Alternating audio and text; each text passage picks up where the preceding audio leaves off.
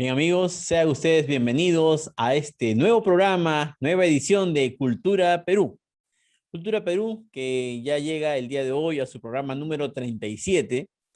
¿Quién lo diría, no? Ya vamos alrededor de 7 meses, 8 meses, ya vamos alrededor de 8 meses. Luego de haber soñado con iniciar un programa que pueda transmitir, como su nombre lo dice, cultura y que pueda contribuir con mejorar el nivel cultural de las personas. Pero eso parte como un sueño y hoy, ya 8 meses después, seguimos adelante. Creo que nos falta mucho por recorrer todavía, pero también entiendo que hay muchas cosas que ya hemos ido logrando, como la continuidad, la perseverancia, la disciplina de salir sábado a sábado y poder compartir con ustedes aquello que venimos preparando con mucho cariño, con mucho esfuerzo también, pero dedicado pues a lograr el objetivo, que es contribuir con el nivel de cultura, con informar de manera apropiada y sustentada, obviamente, sobre los temas que congregan en cada semana. Pues bien, el día de hoy quiero compartir con ustedes dos entrevistas que creo que son muy importantes. Una de ellas dirigida a un periodista muy reconocido en la provincia de Hilo. Aprovechamos para enviar saludos a Radio Estudio Líder, quien acaba de cumplir en esta semana 28 años de vida institucional, de vida, digamos, como empresa, dando como medio de comunicación, dando a conocer pues las noticias que ocurren día a día y generando también opinión.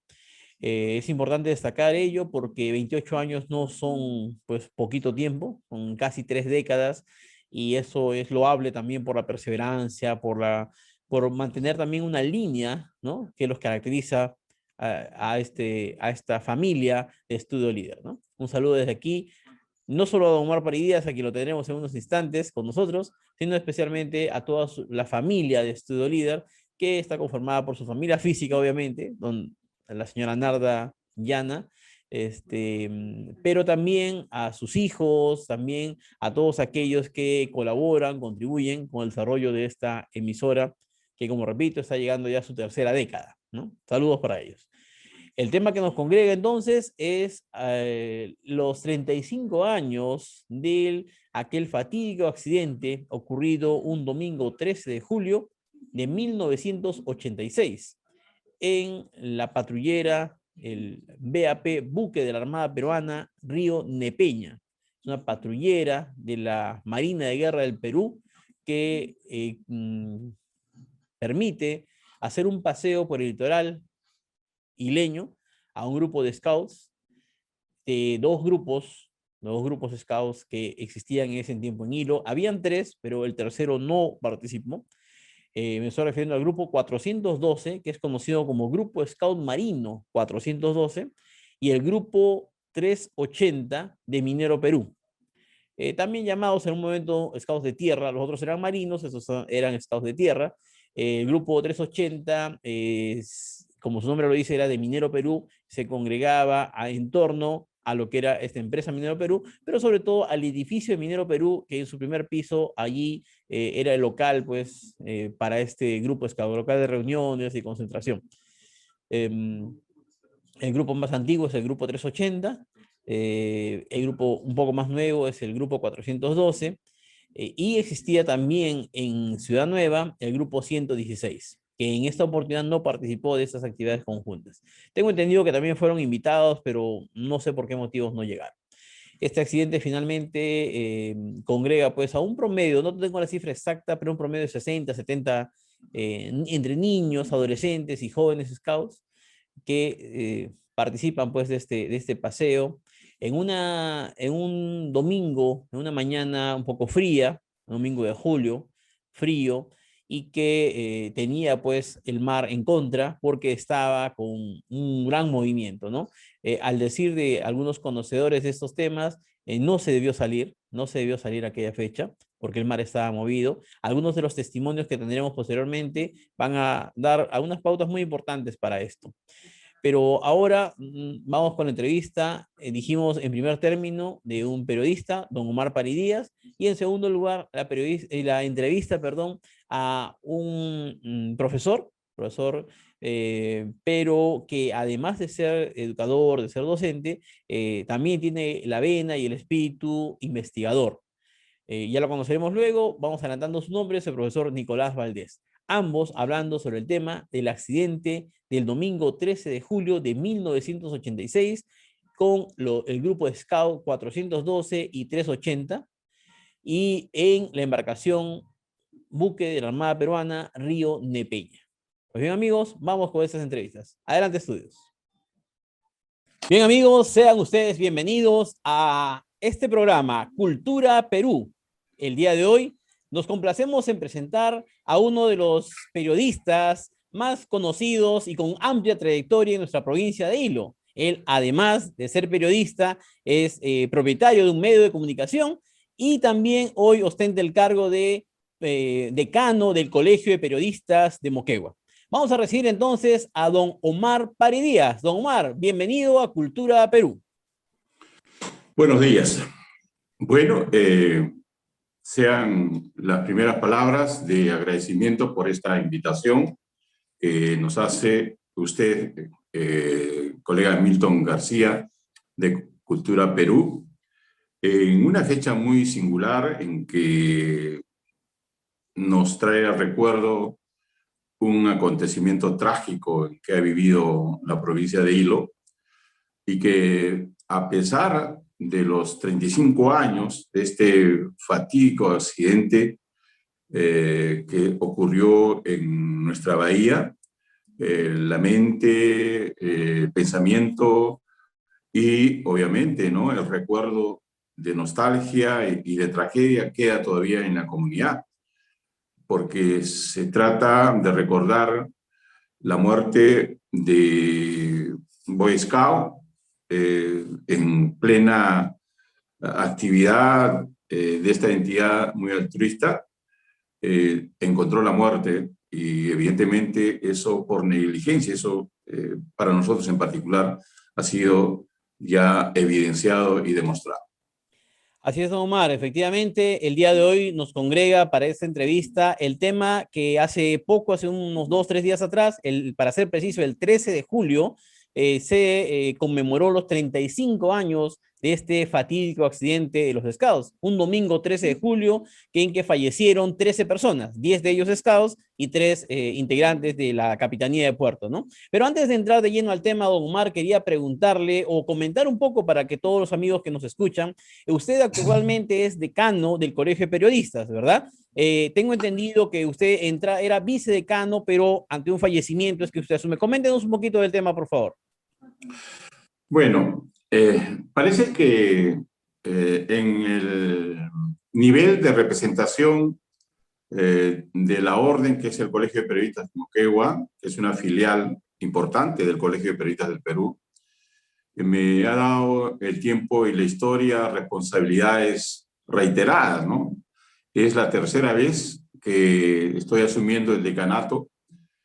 Obviamente, las dos últimas o las dos anteriores responsabilidades también como decano, con periodos alternados, bajo la elección de los miembros de la orden. Hemos tenido esta alta responsabilidad de dirigir la orden en la región Moquegua. Y en esta última, al fallecimiento del colega Juan Vizcarra, quien acompañé a él como primer vicedecano en el Colegio de Periodistas de Moquegua, estatutariamente tuve que asumir y estoy asumiendo, ¿no?, esta alta responsabilidad que para mí es una distinción más. Bien, Omar, no puedo dejar pasar esta oportunidad de tenerlo con nosotros en este programa, sin antes mencionarle un tema que está muy presente en Hilo, ¿no? Que es la ley que salió hace poco, también publicada en el Diario El Peruano, promovida por el congresista Johan Flores, en el cual se declara de interés nacional la construcción de un megapuerto para la provincia de Hilo.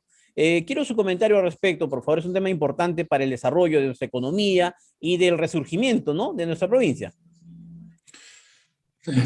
Es importante esta iniciativa parlamentaria del congresista Johan Flores porque posesiona en el interés nacional y sobre todo de gobierno, de que Hilo, que está esperando la concretización de este megapuerto o infraestructura portuaria de magnitud, debe de concretarse, porque no solamente va a beneficiar a Hilo, la región Moquegua, sino en el nivel de repercusión geopolítica es a la macrorregión sur y del país entero, ¿no?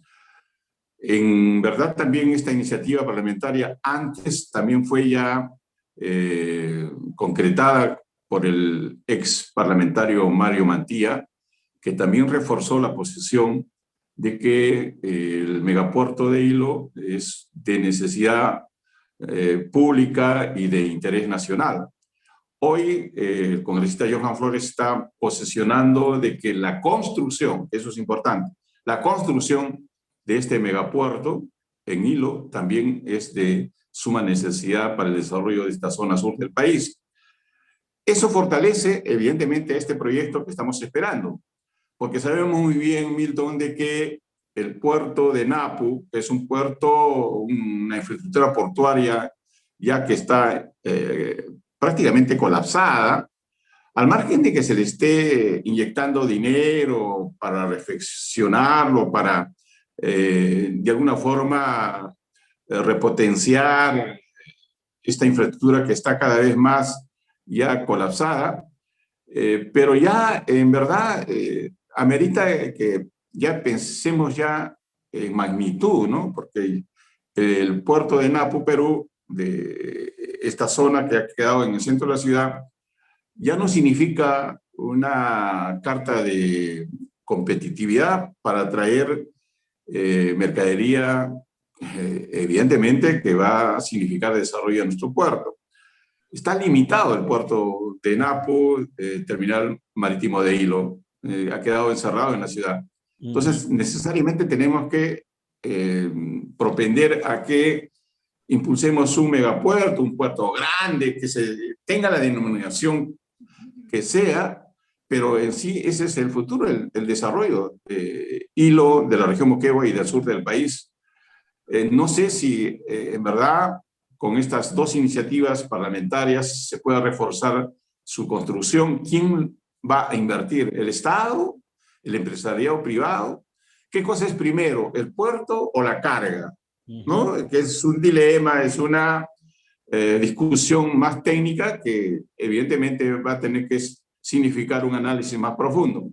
Pero ambas iniciativas las considero importantes porque despierta interés, confianza en que están dadas las garantías del caso, especialmente por el nivel de legislación parlamentaria y del Estado, para que ojalá de aquí a un tiempo muy corto se haga realidad este megapuerto, ¿no? Porque si no, estamos como ahora totalmente colapsados dentro del movimiento portuario, Milton.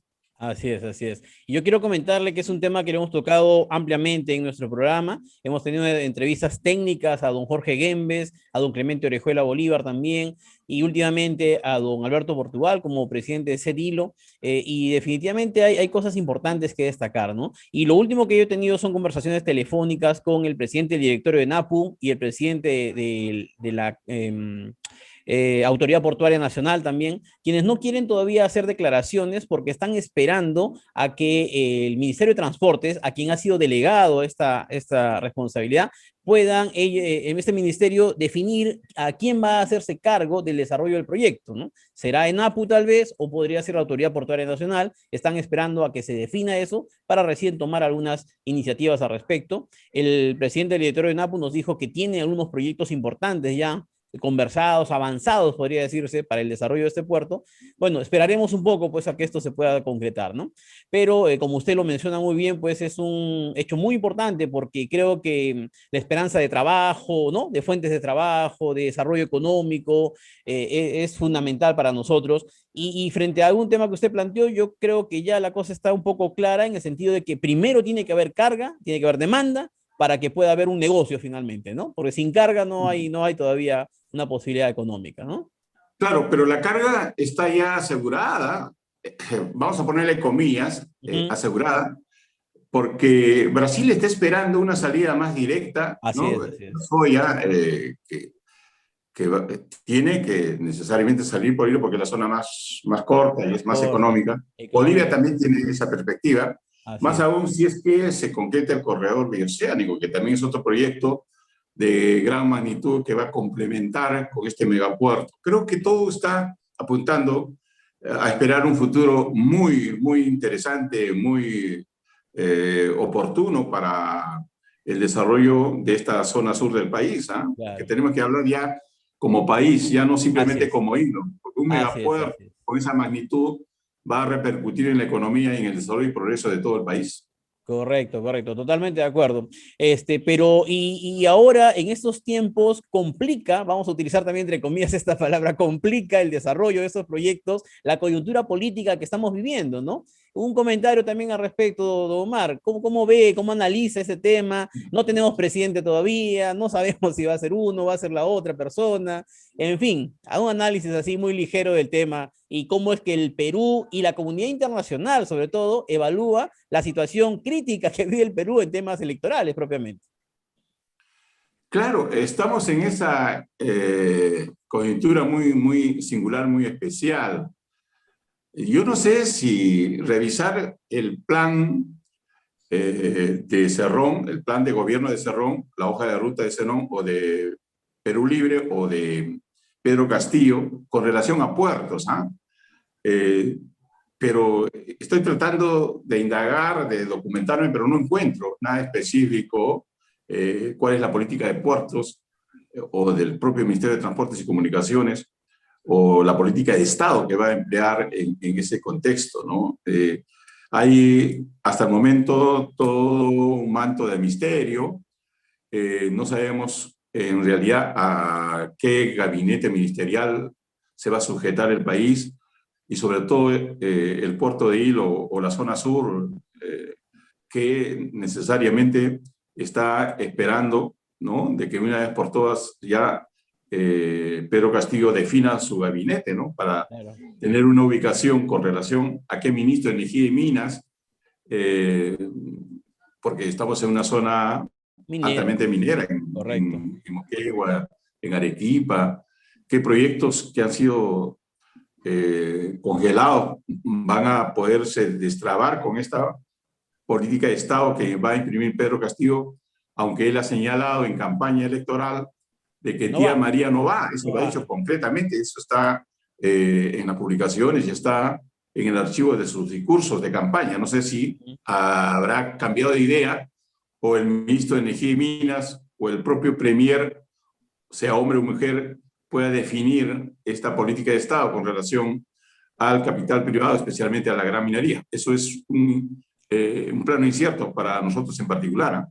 Sí, pues, y la incertidumbre es perjudicial, ¿no es cierto? La incertidumbre mata, dice el proverbio, ¿no? Justamente las incertidumbres que tenemos a nivel nacional están generando especulación en tema de precios de dólar, ¿no? Alza de precios, en fin, de diferentes productos, y la cosa se pone complicada. Ojalá, de verdad, ojalá que este tema se solucione lo más pronto posible. Yo creo que ya se sabe quién va a ser el presidente, lo que falta es que lo promulguen directamente y que se empiece el proceso de transferencia finalmente, ¿no? Para que esto pueda fluir como corresponde, ¿no? Para el bien de todos finalmente, ¿no? Pero bien, don Omar, vamos a centrarnos ahora en nuestro tema. Nuestro tema es precisamente el 35 años luego de este accidente fatídico de los scouts, del grupo de scouts marinos y del 380. Yo quiero precisarle un poquito esto porque yo soy parte también, yo fui scout en aquella época. Esto se trató del aniversario del grupo scout marino 412 que trabajaban cerca de la Capitanía de Puerto, y tuvieron como invitados al Grupo Scout 380, del cual yo también era parte. El Grupo Scout 380 era de Minero Perú, y quienes teníamos unas reuniones en el edificio número 2 de Minero, ¿no? Invitados todos, y finalmente zarparon pues en esta nave llamada el BAP, o Buque de la Armada Peruana Río Nepeña, ¿correcto? Y se hicieron a la mar, y nos encontramos pues con aquello que usted ha podido coberturar, justamente buscando a algunos compañeros, con los cuales todavía nos comunicamos, que son scouts. Me dijeron, una de las personas que conoce mucho de este tema es don Omar Pari, porque en aquella oportunidad incluso se vino de Moquegua, creo que estaba en un partido de fútbol, creo, transmitiendo, cubriendo Moquegua, se vino inmediatamente para acá y estuvo muy de cerca cubriendo este tema. Asimismo, tiene una publicación también hecha en su propia revista, que es Opinión, en la cual pues hay mucha información al respecto. Coméntenos, don Omar, cómo se vivió este hecho tan terrible, tan crítico para nuestra provincia de Hilo.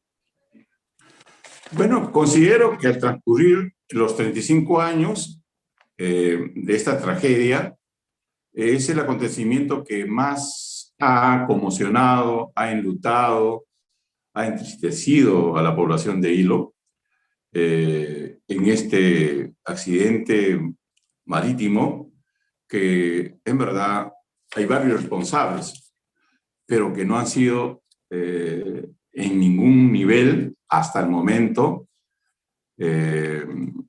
señalados, y tampoco, como he conversado con muchos padres de familia de las víctimas, la justicia todavía no se ha hecho presente, pese a que han transcurrido 35 años.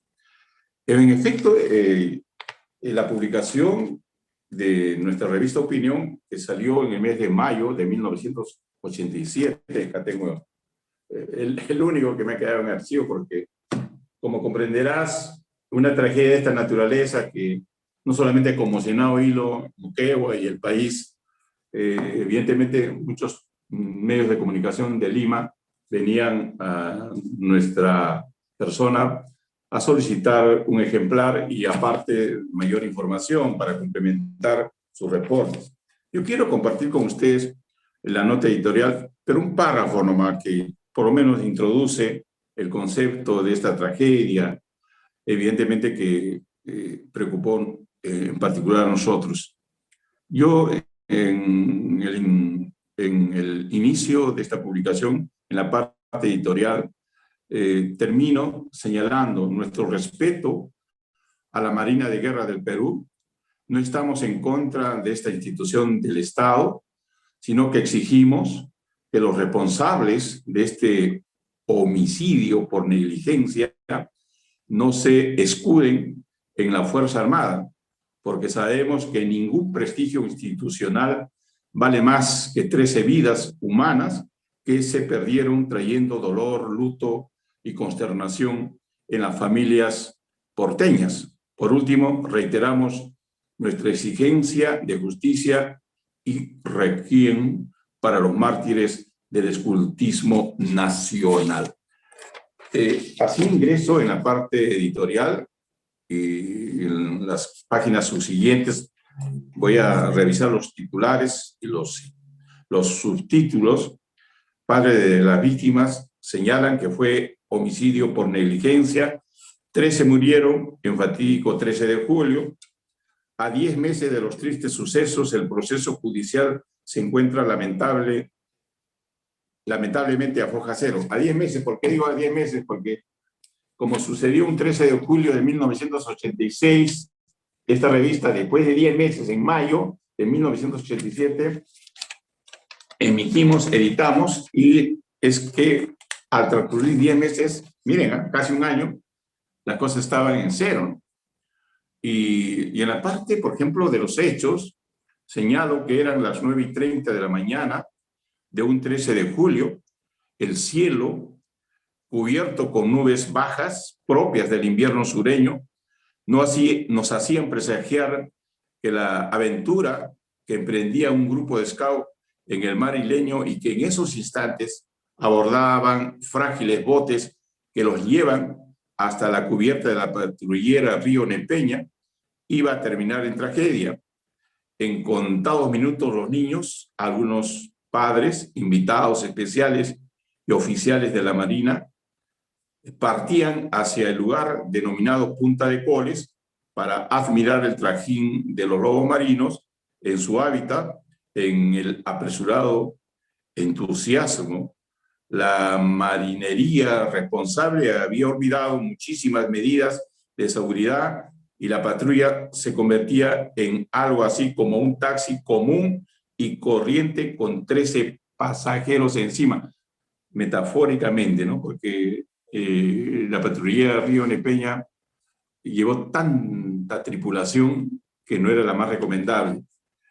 Y ahí, pues, trabajo con unos subtítulos, El Callejón de la Muerte, le doy esa denominación a esa zona que ingresó la patrullera, que en otros meses, ni en verano ni invierno, se atrevían a pasar por el Callejón de la Muerte, al que yo denomino, porque esa zona tiene oleajes encontrados. O sea, se imaginan, ¿no? En ese momento y en circunstancias que el mar no estaba en condiciones de navegar, debió ya levantarse bandera roja en el puerto, pero no lo hicieron, según indican o indicaron nuestras fuentes en ese momento, para posibilitar la salida de la patrullera para que se realice este paseo, entre comillas, este paseo de la muerte,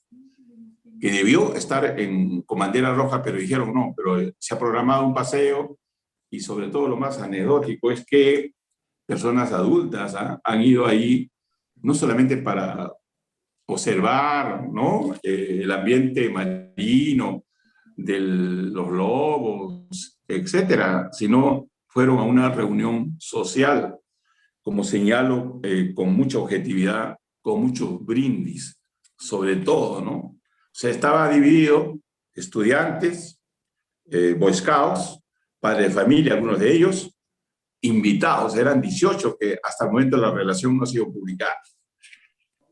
Es el tema muy, muy profundo.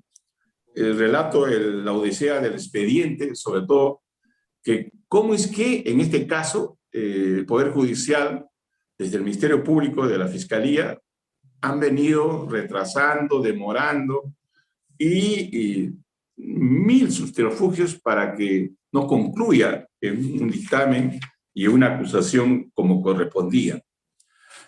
Hay una serie de datos y de información, testimonio de los padres de familia, pero he estado repasando lo que escribí en esa época, estamos hablando de 35 años, en verdad, bastante irresponsabilidad y negligencia en ese momento. Y hasta hoy yo me encuentro con varios padres de familia que perdieron a sus hijos en este paseo trágico y se sienten totalmente dolidos. Últimamente conversé con Fanta Reynoso, padre de la niña Belén, ¿no? Que si tuvieras la oportunidad de entrevistarlo, te va a decir lo que pasó y lo que vivió él, siendo pescador, siendo pescador, conociendo la zona, y él muy bien relata de que si se hubiera asistido. No, pero mire la situación. Apenas ocurrió el accidente, se puso bandera roja. ¿Y eso qué originó? Que nadie vaya a auxiliar, no salga ninguna nave a auxiliar a los niños que estaban ahí en procura de que alguien los rescate. Claro. Y eso fue fatal, ¿no? Fue fatal, como lo narran los padres de familia hoy afligidos por la pérdida de sus hijos. Don Omar, ¿qué hay con respecto al capitán de la nave? ¿Quién conducía la nave? ¿Quién estaba a cargo de esto? ¿Lo tiene usted por ahí el dato? Claro que sí. Creo que es un hecho importante, ¿no? A ver, tengo que señalar que el capitán de fragata Víctor Cabero Leal, se desempeñaba como capitán de puerto, ¿no? Y evidentemente ahí tenemos que en las cartas de navegación señala que tiene la Marina de Guerra del Perú el Callejón del Faro, que está señalado como zona peligrosa. Por lo tanto, siempre ha quedado prohibido terminantemente para ser transitada por embarcaciones de cualquier tipo, porque allí el nivel de las aguas es bajo y es punto de un choque de corrientes. Esto lo sabía perfectamente tanto el capitán de puerto Víctor Cavero Leal y con mucho mayor dominio el capitán de corbeto Virgilio Salgado Asensio, que era el que tenía el mando de la nave del río Nepeña, quien nunca antes se había atrevido a adentrarse, o sea, a pasar por este callejón. Y se pregunta a algunos padres de familia, ¿por qué lo hizo? ¿O quién le dio la orden para que pase por este callejón de la muerte? ¿No? Esa es una interrogante que ha quedado todavía en el vacío, Milton. Claro, para que quienes nos siguen puedan ubicarse un poco, ¿no? La punta de Coles, por su mismo nombre, es una punta que se adentra en el mar, ¿no es cierto? Y frente a ello está las Islas Loberas, ¿correcto? Entonces, entre las puntas de Coles y las Islas Loberas se genera pues este callejón que está mencionando usted, don Omar, llamado pues posteriormente el Callejón de la Muerte, ¿no? Donde aquí justamente ingresa la embarcación en zona que comúnmente otros pescadores de mucha trayectoria no lo harían, ¿no? No lo hacen cotidianamente. En este caso se podría entender que con el afán de mirar más de cerca, ¿no?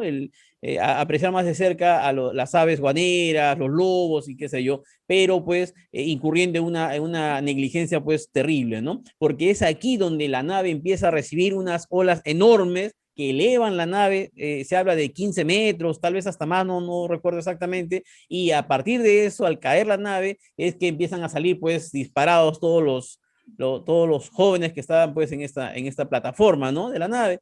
Y luego en una zona rocosa, eminentemente muy peligrosa, los chicos salían, se golpeaban y pues su retorno a la nave era pues muy difícil, ¿no? Y ahí es donde ubicamos justamente a Belén Reynoso, ¿no? Una de las chicas que entiendo hoy en día hay algunos grupos que están queriendo forzar el tema de la heroización de ella, porque ella ayudó a muchos de sus compañeros a salvarse, ¿no? Y una ola Cierto. finalmente a ella se la recoge, tal vez, ¿no? Entonces, esto es algo que creo que no debiera quedar perdido en la historia, creo que de alguna manera hay que hacerlo, digamos, presente para que pueda reconocerse a aquellos que contribuyeron de manera positiva en este hecho, ¿no?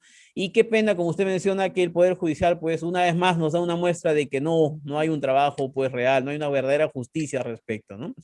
Don Omar, pero cuéntenos un poquito qué pasó después. Ya ocurrió el accidente, se recogieron con demoras, pero se recogió a todos los heridos, llegaron a nuestro muelle fiscal, que en ese tiempo todavía estaba funcionando. ¿Y de ahí qué pasó? Días después, ¿qué pasó 1 o 2 días después? ¿Qué ocurre? ¿Qué pasó con la provincia de Hilo en ese entonces? Todos, incluido obviamente los padres de familia, estaban preocupados cómo dar una cristiana sepultura a estos niños que perdieron la vida en ese paseo trágico en el Callejón de la Muerte. Todos se preocupaban en que primero hay que despedirlos bien. Y se olvidó en gran parte el interés de hacer el seguimiento paralelamente para que se sancione o se investigue. Primero que se investigue bien. Entonces quedó un poco, y el pueblo está totalmente consternado. Nunca se ha visto tanta gente que salió a despedir a estos niños Scout, ¿no? Hasta su última morada en el cementerio general, donde están ellos ahí todos unidos, ¿sabes? Está en un blog los que han fallecido. Nunca he visto una ciudad que salió a acompañar primero todo el cortejo fúnebre, acompañar hasta el cementerio, es decir, la población muy sensible se volcó a las calles y era un luto, en realidad, vivido de una forma muy singular, muy especial. Se descuidó, entre comillas, se descuidó el seguimiento legal. Se pensó de que como era la Marina de Guerra del Perú, ellos institucionalmente iban a salvaguardar la institución castigando o sancionando o investigando a quienes son los autores de esta negligencia, porque esto está comprobadísimo, una negligencia que se ha cometido en llevar la nave a una zona donde nadie, ni ellos mismos en ninguna en ningún tiempo de años han podido y se han atrevido a atravesar el callejón de Punta Cores. Entonces, hacerlo, especialmente cuando el mar está muy movido, en una época de invierno como es julio, y hacerlo con niños a bordo, sin la mayor seguridad, es evidentemente una negligencia que debía de sancionarse. Se olvidó un poco el seguimiento legal jurídico, al margen de que se ha tenido autoridades complacientes, no voy a decir nombres porque ya ni siquiera estaban en el cargo, una doctora que era la fiscal provincial que dijo, no encuentro responsabilidad, ¿no? Wow. El propio presidente, bueno, sí, en verdad, el propio presidente de la Corte Superior de Justicia de Tacna y Moquegua, que era la instancia final a que se derivó el expediente, el doctor José Basigazu Hurtado, dijo que sí hay que sancionar y hay que responsabilizar, pero fue simplemente una declaración lírica, pero en los hechos no se llegó a nada. Hubo un cambio del capitán de puerto Cabero Leal, ¿no? Capitán de puerto Víctor Cabero Leal, un destaque de hilo a Lima, nada más. Igual fue con el que estuvo a cargo de la embarcación, de la nave, y punto. Desaparecieron de hilo y el expediente, muy lento, ante una apatía del fiscal de ese entonces, y llegó incluso a demorar muchos años. Pero no ha habido ninguna sanción de responsabilidades penales, ¿eh? Claro. No se ha llegado a eso. Que correspondería tal vez, ¿no? Que correspondería, ¿no? Obviamente correspondería. Y bueno, los padres de familia que son los que más han estado pendientes, ¿no? Han presentado, por ejemplo, las quejas y las denuncias respectivas, según nuestro archivo que tenemos acá entre manos, ¿no? En la revista que hemos publicado en ese momento. Padre de familia, la justicia debe sancionar la negligencia y responsabilidad, ¿no? Muy comprensible que las palabras de los padres de familia agraviados por el horrible accidente del 13 de julio sean las más duras, porque al ver mutiladas sus familias con la irreparable pérdida de sus hijos, tenga que enjuiciar los actos de las personas responsables de estos hechos. Señalo también en nuestro informe la posición, ¿no?, de Enrique Fanta Reynoso, por ejemplo, patrón de lancha, ¿no?, pescador, curtido hombre de mar, padre de la heroína civil Belén Reynoso Apaza, 14 años, ¿no? Él ha señalado concretamente que aquí ha habido negligencia médica, y que, perdón, negligencia de funciones por parte de la autoridad marítima, y que a la fecha no ha quedado en nada. Bien, Omar, 35 años después, creo que algún mensaje nos debe dejar este hecho, ¿no? Definitivamente ya sabemos que embarcaciones no pasan por esa zona, eso ya está definido, pero más allá de ello, del tema marítimo propiamente, ¿cuál cree usted que sería el mensaje ya, y esto llegando a la finalización de esta entrevista, el mensaje para autoridades, para padres de familia, para la población en general, con este hecho tan lamentable que ocurrió pues en Hilo? Primero, reflexionar y tener muy presente que el rol que tienen nuestras autoridades en todos los niveles, ¿eh? No solamente de las Fuerzas Armadas, de la Marina de Guerra del Perú, de la Capitanía de Puerto, porque Hilo es un puerto, ¿eh? Es el puerto de frontera. Claro, Hilo es con puerto Chile. de frontera, eso hay que tenerlo muy presente. Correcto. Deben asumir sus funciones con mucha responsabilidad. El mar es muy generoso en darnos los alimentos a través de los productos hidrobiológicos. El mar es muy poderoso, ¿no? En momentos en que pueda producirse un tsunami, después de un terremoto, porque vivimos en una zona costera, en un litoral, pero el mar también nos advierte, ¿no?, de que no hay que desafiarlo, no hay que hacer aventuras, no hay que provocar una tragedia, como es el caso que nos ocupa. El mar es muy generoso, pero también es un misterio, ¿no? Dentro de los acontecimientos en nuestras vivencias. Tenemos que respetar el mar, las aguas del Océano Pacífico, el mar en sí, saben ubicarse dentro de su responsabilidad de dar alimento a la colectividad humana, pero también de alguna forma nos deja un mensaje: no me desafíes, que puede pasar algo en tu vida, ¿no? Hay que Esa es una respetarlo, reflexión. ¿no? Respetar sus leyes, sus normas, sus Así es. procedimientos naturales, ¿no? Bien, Además, Omar, sí, todo está siga, siga. reglamentado, Así Milton, es, así todo es. está reglamentado. Y la Marina de Guerra del Perú Con mayor se razón, jacta ¿no? de ser una institución muy pegada a la letra, sino que digan los pescadores, los patrones de lancha, cuando infringen a una disposición, cómo los multan, los persiguen, ¿ah? Pero en este caso sucedió todo lo contrario. Todo lo contrario. Sinceramente es anecdótico. Bueno, lamentable, pero aquí estamos. Don Omar, nuevamente agradecerle a usted por compartir con nosotros. Ya Cultura Perú lo está esperando hace mucho tiempo. Espero que no sea solamente la primera entrevista. Yo creo que más adelante otros temas más nos podrán congregar.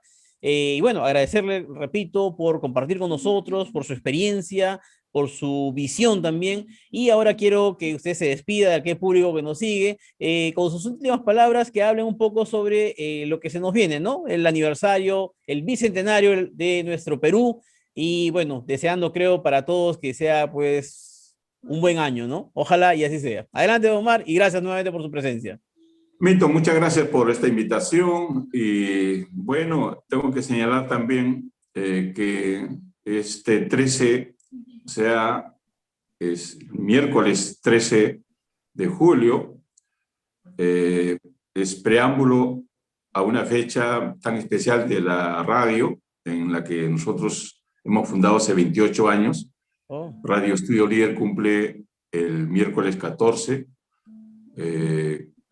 28 años de vigencia, de salir al aire en un estilo totalmente diferente, de una línea editorial con antena caliente, como se dice, pero más dedicada a entregar sus ondas, su potencia y su frecuencia al pueblo, ¿no? En sus proyectos, protestas y también propuestas, ¿no? Porque no solamente es una protesta sin propuesta, no significa nada. Es una historia que este medio de comunicación cumplimos 28 años, muy cortos años, pero las encuestadoras nacionales y la última de la asesoría alemana HIS nos ubica como un medio de mayor sintonía, y lo que más nos agrada y que en verdad es un reto y un desafío para nosotros seguir manteniendo ese calificativo que otorga esta encuestadora alemana, que somos el medio de mayor credibilidad, ¿no? Entonces, excelente, excelente. es un distintivo que es bien difícil de mantener esa credibilidad. La sintonía puedes lograrla, ¿no? Pero es importante que quien te escucha que te crea lo que dices, ¿no? Claro. Y en eso estamos preocupados de mantener siempre esa credibilidad, como usted también, Milton, me imagino que persigue, ¿no? Con este modelo moderno de las comunicaciones, Milton. Usted es mi competencia, pero en otra dimensión, que felicito. Felicito tu entusiasmo, tu profesionalismo, Milton. Te auguro muchos éxitos y creo que todos tenemos que sumar esfuerzos para que se hagan unas comunicaciones, sobre todo transparentes y entregadas al pueblo. Correcto. Muy bien, Omar. Nuevamente, muchísimas gracias y hasta una próxima oportunidad. Permiso. Hasta cualquier momento, Milton. A tus órdenes siempre. Hasta la próxima. Muy bien, amigos, nosotros continuamos con nuestro programa. Adelante.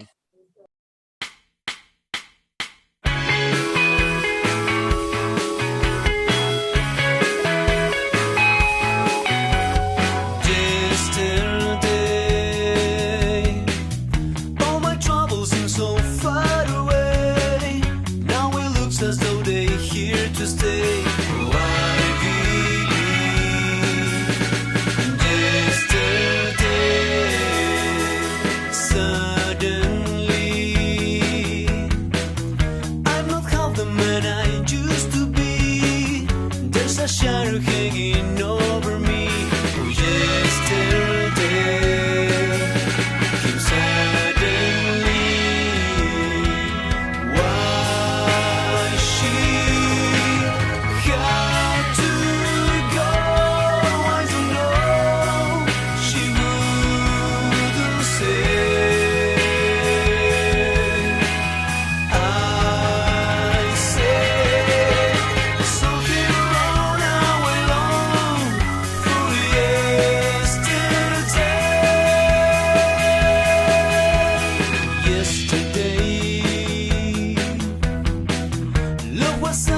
seeking to play.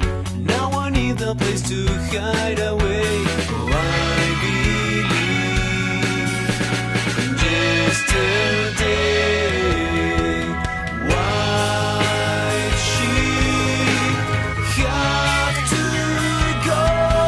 I don't know. She wouldn't say. I said something wrong. Now I long for yesterday.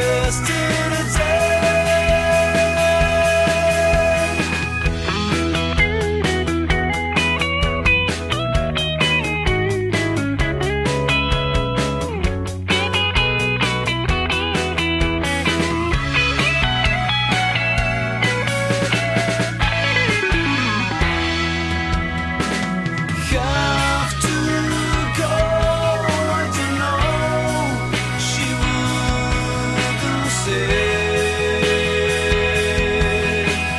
I said something wrong. Now I long for yesterday.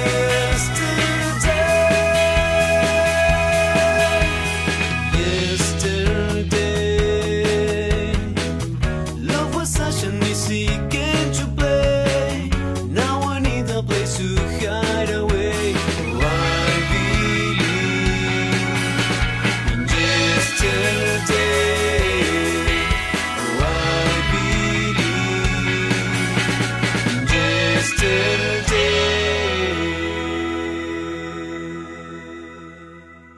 Bueno, ya hemos visto todos, hemos escuchado y hemos visto las impresiones de don Omar Paridías. Creo que son muy importantes para que nos vayamos haciendo todo un panorama claro de lo ocurrido. Aún creo yo, hay algunas cosas que están pendientes por resolver. Sin embargo, agradecemos de manera muy clara y directa a este periodista por sus declaraciones. Son declaraciones muy frontales, muy directas, pero creo que son importantes que se digan. Pues bien, vamos con nuestra siguiente entrevista. Adelante. Bien, amigos, continuamos con nuestro programa y en esta oportunidad seguimos tocando el tema de ese accidente, fatídico accidente del domingo 13 de julio de 1986, en el cual pues tuvimos la pérdida de 10 jóvenes scouts y 3 marinos tripulantes de esta embarcación, el BAP Río Nepeña. Y en esta oportunidad contamos con la presencia de un profesor de música, es cierto, como profesión es profesor de música, sin embargo es un investigador y es también un analista en temas políticos, en temas de historia, y tiene algunas publicaciones también que él mismo nos contará ahora. Entonces vamos a recibir con nosotros a Nicolás Valdés. Nicolás, bienvenido a Cultura Perú. Bueno, Milton, muy buenos días, realmente, o buenas noches de acuerdo al programa, muy especial. Sí, justamente estamos pues, gracias a tu invitación, para dar cobertura a un tema tan importante que creo que está todavía en el recuerdo de todos los isleños, pero pongo a tu disposición justamente las preguntas y el debate, o en todo caso, para entrar pues a este conversatorio bien importante, ¿no? Muy bien, Nicolás, gracias por tu presencia con nosotros. Y antes de entrar de lleno al tema, cuéntanos un poco de ti. ¿Tienes algunas publicaciones hechas para que la gente de alguna manera te conozca un poquito más? Claro, nos dedicamos al campo educativo, obviamente. Soy profesor del área de ciencia físico-química, profesor también de lo que significa artes musicales. Actualmente laboro en el Colegio Enrique Meis. Y en el camino hemos estado dándole fuerte, como quien dice, a la investigación sobre diferentes temas geográficos, políticos, históricos de la región y el país.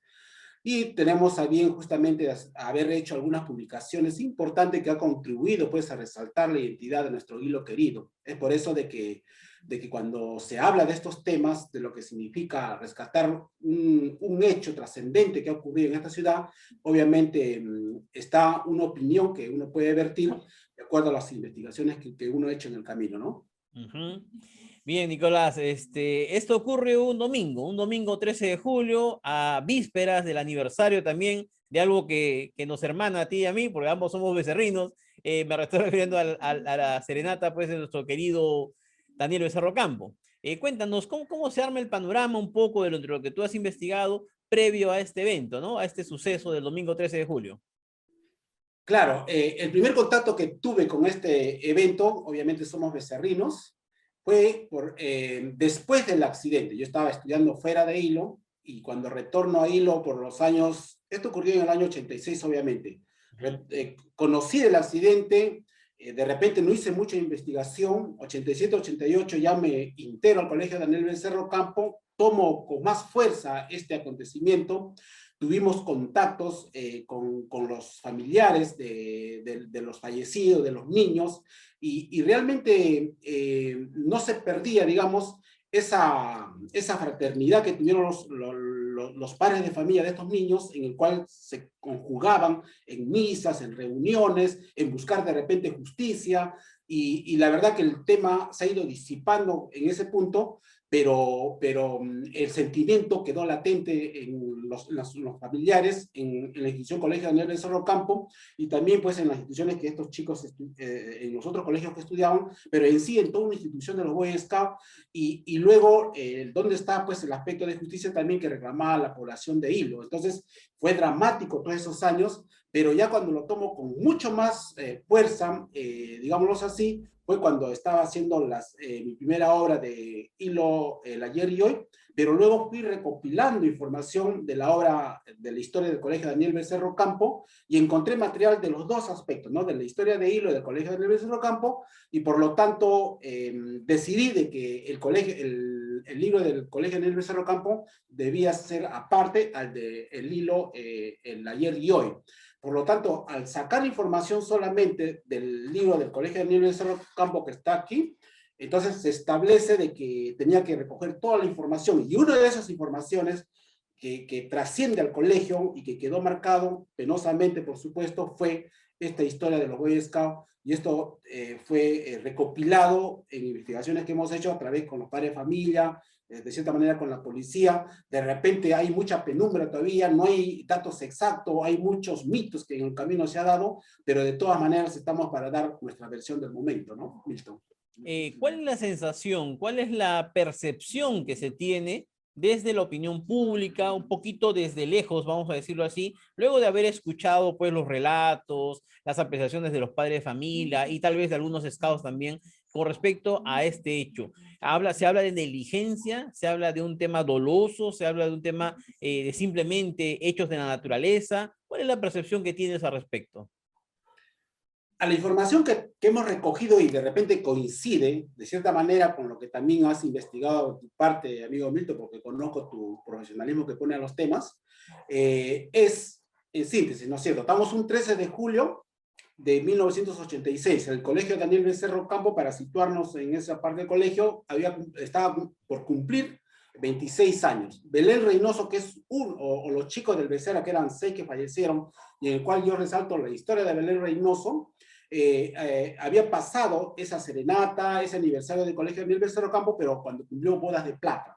Entonces, que ocurrió pues en 1985. En el 86 que ocurrió este accidente, se estaba esperando este acontecimiento, lo que significa justamente el 26 aniversario del Colegio Becerra, y ocurre el lunes, ¿no es cierto? Esto ocurre el domingo, muy temprano, cuando estos niños Boy Scout, justamente, obviamente en el momento, se trasladan hasta el muelle fiscal, se van en una embarcación para subir luego al transbordo al río Nepeña, ¿ya? Que es el guardacosta que finalmente los llevó a este paseo por la costa de Hilo, y salieron muy temprano. Yo tengo entendido que era entre 7:30 a 8 de la mañana, y estaba haciendo mucho frío y había mucho oleaje.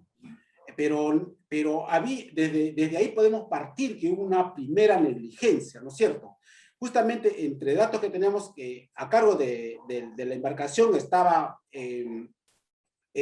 Marco Gutiérrez, lo que significa también el capitán de fragata Víctor Cabero Leal, capitán de corbeta Virgilio Salgado Asensio, algunos marinos, 6 marinos más, y 3 que fallecieron, y que conformaban, pues, digamos, la tripulación de la embarcación.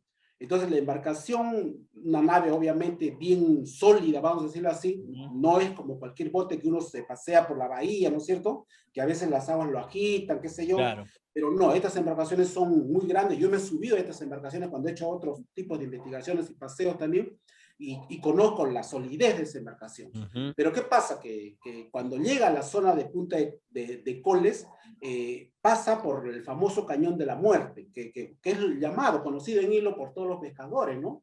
Entonces, ahí generalmente cuando el mar está tranquilo, pasan las embarcaciones pequeñas, pasan, ¿ya? Pero cuando está embravecido no se atreven a pasar esa parte. Entonces, en este contexto es que la embarcación no ha debido de pasar por ahí. Pareciera de que había un desconocimiento de la tripulación, del capitán, etcétera, a cargo de la nave, y obviamente, pues, ahí hay una segunda negligencia. La primera negligencia es haber zarpado, haber salido en aguas agitadas, prácticamente en bandera roja. Algunos dicen que la bandera lo pusieron después, algunos dicen que lo pusieron antes y por qué salieron, etcétera. Y la segunda negligencia sería desconocer ese callejón de la muerte, donde realmente pues, las aguas es como un bache, digamos, pero marítimo, que la embarcación necesariamente se agita, el agua lo agita la embarcación, y en un momento de mar movido, obviamente, se tenía que suceder algo, pero el desconocimiento de repente o la negligencia hizo justamente pues que ocurriera este nefasto accidente y que murieron en ese contexto niños que estaban a bordo prácticamente disfrutando ya de la fauna, qué sé yo, del lugar, obviamente los lobos marinos que estaban al frente, etcétera, y las olas pues azotaron con fuerza y los botaron a las aguas frías y fue todo un caos, una zozobra y prácticamente pues fueron cayendo al mar y justamente resalto siempre en las historias, en este tipo de historias, al valor que tuvo una de los Boy Scouts, la niña Belén Reynoso. Belén Reynoso, a lo que se pudo investigar bajo la versión de la policía y bajo la versión de sus propios padres, el amigo que todos conocemos, el señor Reynoso, Fantas, un pescador pues, de tradición de Hilo, ¿no? Así es. Incluso Fantas siempre pone sus fotos, ¿no es cierto?, en su mural de las redes sociales, creo que con los mayores peces que él ha capturado, ¿no? Tiene récord en Hilo y todo eso, él es pescador, etcétera, así también jugador de fútbol. Entonces, él, pues, pescador antiguo, le ha enseñado a su niña querida, Belén Reynoso, justamente, pues, a nadar, obviamente, a bucear, a nadar. Ha crecido en el agua Belén Reynoso, y era más que obvio que Belén Reynoso se tiró al mar para salvar a sus compañeros, porque hay que ver también que Belén Reynoso iba a cumplir 15 años, casi a unos pocos días de cumplir 15 años. Wow. Varios de los niños que fallecieron estaban entre 11, 13, 12 años, etcétera, ¿no? Así es. Entonces, Belén Reynoso era una de las mayores, junto con Nicolás Villanueva, que tenía 16 años, que también significa algo así como el guía del grupo mayorcito, pero Belén Reynoso tenía más experiencia en el mar. Entonces, ella es la que se tiró al mar para salvar a sus compañeros. Los marinos que estaban también trataron de salvar, pero la embarcación tenía que salir de ese callejón de la muerte sí o sí, por el tema de que tenía que resguardar también a los demás niños y ponerle pues a un lugar adecuado para seguir la búsqueda, digamos, ¿no? Si se pudiera decir así. Pero en ese contexto, a lo que cuentan los padres, es que Belén Reynoso prácticamente en un momento que salvó a varios y se pensó que ya prácticamente ya no había más que hacer y la embarcación finalmente va partiendo para salvaguardar a los dos niños, pero Belén Reynoso seguía en el mar, prácticamente luchando por su vida, junto a otro marino que también estaba en las mismas condiciones, ¿no? Eso sucedió en esa parte de, digamos, de zozobra, de caos, de incertidumbre, ¿no es cierto? Pero el asunto es de que al estar con vida Belén Reynoso, algunas embarcaciones, he tenido algunas versiones cuando se les ha preguntado a unos pescadores, salieron a ser solidarios y a buscar, ¿no es cierto? En ese momento, pero no se les permitía porque la bandera roja estaba ahí latente y por lo tanto era peligroso también, las aguas estaban bien, y en esa zona es bien agitadas las aguas. Entonces, Belén Reynoso se aferra a un tabladillo, a una tablilla, digamos, de madera que sale de la propia embarcación junto al marino, y prácticamente con sus pocas fuerzas que tenían que bueno, decidieron obviamente buscar a qué playa ir para ya pues salvarse, digamos, ¿no? Pero decidieron prácticamente durante ya muy tarde, casi 5 o 6 de la tarde, como que dice, buscar un lugar adecuado, y como en ese lugar es puro peñasco, puras rocas, decidieron ir por la zona hasta Pozolizas, ¿no? O sea, y además con la ayuda de la corriente, obviamente. Entonces dieron la vuelta a Punta de Coles, y se piensa, porque lo encontraron al otro día recién, por desgracia, fallecido, pero se piensa que ellos nadaron y vieron la luz del aeropuerto de noche, y ellos sintieron de que ahí hay una luz, nos guiamos de esa luz, ¿no? Entonces fueron, como dice, batallando, nadando hacia esa luz, pero justo en esa luz del aeropuerto pues están las rocas más peligrosas, digámoslo así. Ahí está justamente el artículo que escribí en mi face, y están las rocas más peligrosas que prácticamente hicieron de que las olas agitaran a las rocas y lo golpearan con fuerza a los dos cuerpos, y se lo encontró, por desgracia, fallecidos a estos dos seres queridos, digamos, para hilo, que lucharon tanto por su vida, que trataron de rescatar a sus compañeros, y ellos finalmente no pudieron salvarse. Tengo entendido que los encontraron al otro día casi buscando en el atardecer, a la versión del señor, su padre, digamos, ¿no? Entonces, fue una osadía prácticamente de Belén Reynoso y el marinero, y justamente ahí en esa foto que has puesto, ahí está la tablilla en el cual se aferraron, porque esa tablilla la encontraron cerca a los dos, ahí está la tablilla, pues eso es su tablilla final, en el cual ellos como una boya, digamos, flotante, se aferraron ahí y fueron pataleando, como se dice. Tú sabes, Milton, que cuando uno va nadando, va con los pies más que todo y con un brazo remando, ¿no es cierto? Y además la desesperación, imagínate el frío, la inclemencia, era julio, imagínate cómo está azotando en este momento el clima, ¿no? Entonces, en ese contexto bien difícil, es que casi nadaron tanto para ahogarse en la orilla, como quien dice el dicho, pero llegaron finalmente muertos. Entonces, ese acontecimiento obviamente reventó en hilo, y el señor, su padre de Belén Reynoso, conserva ese tabladillo obviamente en su casa, él me lo enseñaba ese tabladillo, y también los muebles de Belén Reynoso quedan en su cuarto como recuerdo, porque era, mejor dicho, ¿qué se llama? El juego de dormitorio, queda como un recuerdo, porque obviamente para la familia una hija nunca muere, ¿no? Y han pasado los años, obviamente ha venido la resignación, pero queda perenne esos hechos trascendentes, que hilo, esta gesta de estos chicos que fueron a Punta de Coles por esa experiencia de conocer la fauna de Hilo y la reserva de Punta de Coles, digamos, ¿no?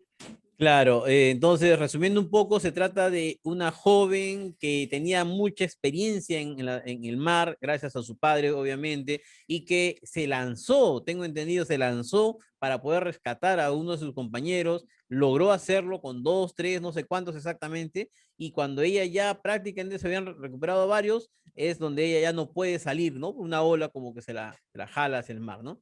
Y Claro. ella ha sido ubicada finalmente en la zona de Pozolizas. No sé si tú ubicas, Nicolás, que hacia la zona sur, ¿no? En El Pozolizas mismo, aeropuerto, hacia la zona claro. sur, ¿no?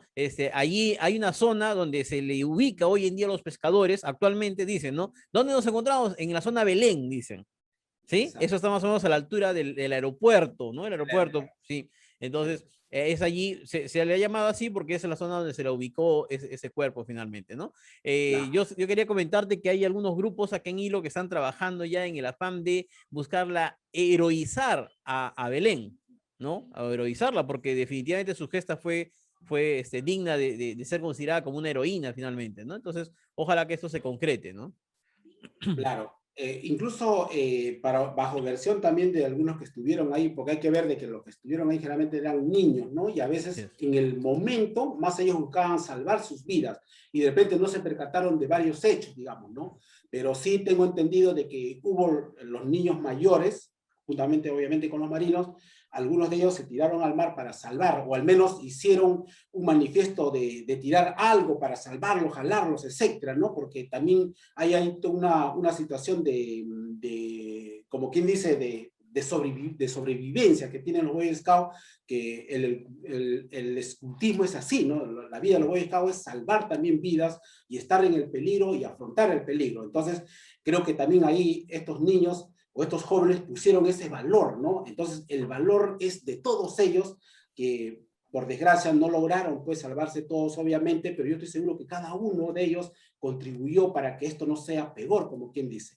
Y por eso estos niños en síntesis, son los héroes de Hilo, vamos a decirlo de una manera, pero sobre todo Belén Reynoso, la heroína, vamos a decirlo así, por la situación y el contexto, ¿no? De salvar. Ella de repente ha podido salvarse, normal en la cubierta, pero no, se tiró al mar para rescatar a 1, a 2, a 3 niños, pero ella no pudo finalmente salvarse, ¿no? Y qué situación de que la embarcación cuando tuvo que darse mar afuera, como quien dice, de repente ella estaba gritando, ¿no? Estaba pidiendo auxilio para que también lo rescaten, estoy viva aquí, ¿no? Entonces todo ese contexto fue bien complicado, bien dramático, vamos a decirlo así, y Belén Reynoso finalmente pues tuvo esa idea prácticamente de dar toda la vuelta a Punta de Coles para salir por una playa más tranquila, obviamente, de Pozo Lisas. Más allá de que Pozo Lisas también es peligroso, tú sabes, ¿no? Así es. Y en esa zona del sur de Pozo Lisas, siempre pues los bañantes, los bañistas, perdón, en verano,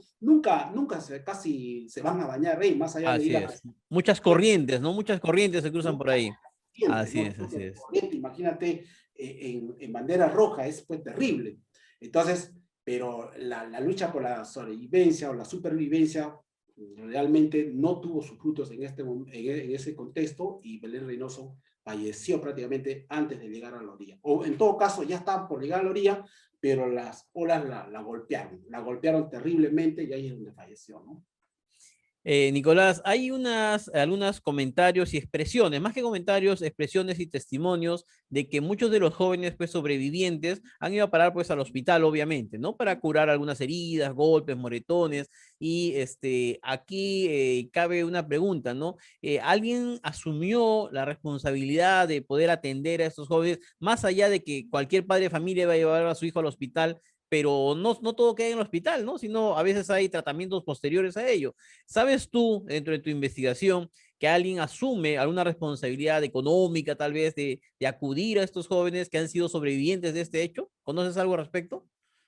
Mira, lo que yo sé es que la prensa se movió. Lo que yo sé es de que, leyendo algunos artículos de la revista Mi Barrio, por ejemplo, que se transmitía también de Labor, también algunas revistas de opinión, por ejemplo, y los medios de prensa buscaban eso. ¿Quién hace justicia a este acontecimiento? Eran, imagínate, 10 niños fallecidos y 3 marinos, ¿no? Así es. Los niños fallecidos, quizá ya los debes saber, ¿no? José Mateos, por ejemplo, es el que desapareció hasta el día de hoy. Así es, nunca ¿Qué apareció. pasa?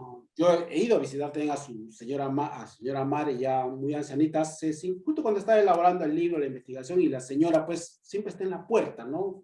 Lo conozco también a su hermano, que también que se salvó de ese acontecimiento, de ese siniestro, pero su mamá siempre está en la puerta, esperando que aparezca su hijo. Imagínate el amor de una madre que nunca se resigna que mi hijo partió y no, quiere que vuelva todavía. Mira, han pasado casi 35 años, ¿no es cierto? Y ahí está esperando en la puerta, al menos hasta ese último momento que yo la vi, la señora envejeció. De la familia Ana, por ejemplo, de los 3 hijos que tuvo, digamos, los más inteligentes, los más dinámicos, José Adán y Rosa Adán, el caballero trabajaba en el Electrosur, ¿no es cierto? Así es. Una vez hemos ido a visitar al caballero muy jovial, alegre, todo, pero cuando sucedió ese accidente, pasó un año prácticamente decaído, demacrado, y prácticamente ya no era el mismo, como quien dice, vecino de Hilo. Entonces, y así cada familia, del doctor Fernández, por ejemplo, su hijita que tenía 10 años, cada familia, cada año ha querido buscar justicia, cada familia se han reunido para hacer las misas.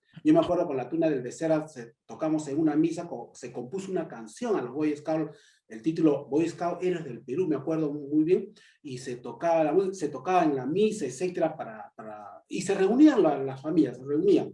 Ahora obviamente han pasado los años y ya cada uno de repente lo hará aparte, qué sé yo, pero en el momento casi 5 hasta 10 años de repente se reunían siempre por esas fechas la familia para recordar este acontecimiento. Ahora, ¿hubo justicia? No hubo justicia, porque como esto ha sucedido en una nave prácticamente del Estado peruano, de la Marina de Guerra del Perú, obviamente eso lo tapan, ¿no es cierto? Entonces, tratan el río Nepeña, la embarcación, el guardacostas, se lo llevaron al toque a otro lugar. Tengo referencia que estuvo luego en un río, si no me equivoco, de Loreto, algo así, ¿no? Se lo escondieron, como quien dice. Hasta ahorita debe estar activo, pero lo escondieron. Y así, al capitán lo cambiaron prácticamente al capitán de fragata Víctor Cabero, el capitán de corbeta Virgilio Salgado Asello, lo cambiaron automáticamente. Porque también hay que ver de que no solamente fallecieron estos 10 héroes de Hilo, sino fallecieron también los marinos Marco Gutiérrez, primer cabo, Héctor Loaiza, primer oficial, y Hernán Zorrilla, segundo oficial. Entonces fue Hernán Zorrilla el que se aferró también junto con Belén Reynoso en ese tabladillo que hemos mencionado, esa tablilla, para morir junto a ella en Pozoliza. Entonces, todo esto fue dramático y realmente todos salieron perdiendo, pero finalmente nunca se aclaró esta situación. Por eso es que hasta este momento Hilo, o la familia sobre todo, clama justicia, pero parece que ya este tema ya lo han archivado prácticamente, ¿no? Nicolás, tú que eres un analítico, no solamente investigador, sino además analizas las cosas, a 35 años de este accidente, ¿cuál es el mensaje? ¿Cuál es la enseñanza que podemos rescatar, como repito, 35 años después de un hecho tan terrible para la historia de Hilo y en especial para las familias de los fallecidos? Pienso que ya se le debe dar un homenaje póstumo, pero de una manera de repente, de una plaza, la plaza de los héroes Boy Scout de repente, o una calle, o en el malecón, poner una placita bien interesante de estos héroes del cultismo de Hilo.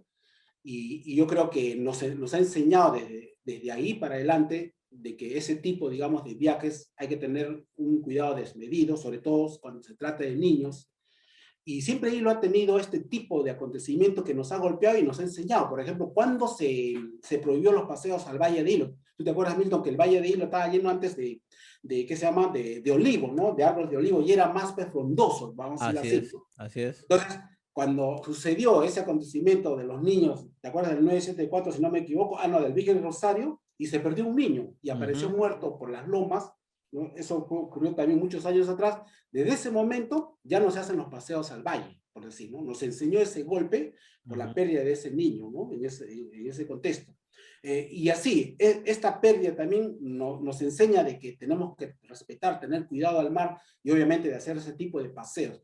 Yo he hecho ese tipo de paseos posteriormente en este tipo de guardacostas, y realmente pues las aguas agitan al guardacostas, y estamos se supone, en un océano Pacífico, ¿no? Entonces siempre hay que tener las máximas medidas de seguridad, y también en ese momento la negligencia fue que no se tenían los chalecos salvavidas, como ahora sí lo tenemos. Por ejemplo, cuando hacemos un paseo por la bahía en bote, por ejemplo, siempre nos ponen, ¿no? Como así es. Obviamente, nuestros botes, si los niños hubieran tenido un chaleco salvavidas, se hubieran salvado, o en todo caso no hubiera sido tan dramático, pero se hubiera rescatado casi a la mayoría de los niños, ¿no es cierto? Entonces, pero todo ese tipo de acontecimientos nefastos nos han enseñado que debemos cultivar la seguridad, ¿no? La seguridad en este caso de un paseo por el mar, que siempre a veces es pues traidor, como dice. El mar hay que respetarlo, y nos enseña pues de que estos acontecimientos históricos de aquí para adelante siempre, y hay que obviamente pues saber comprender, respetarlo y saber actuar positivamente de aquí para el futuro, ¿no?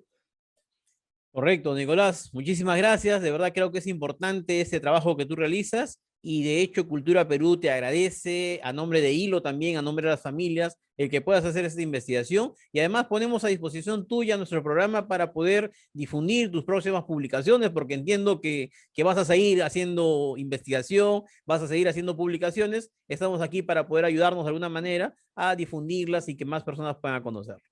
Bien, muchas gracias, y ahora sí, tus últimas palabras de despedida para todo el pueblo de Hilo y la región Moquegua que nos escucha. Sí, justamente siempre estaremos detrás de la noticia de Hilo, detrás de la investigación de Hilo.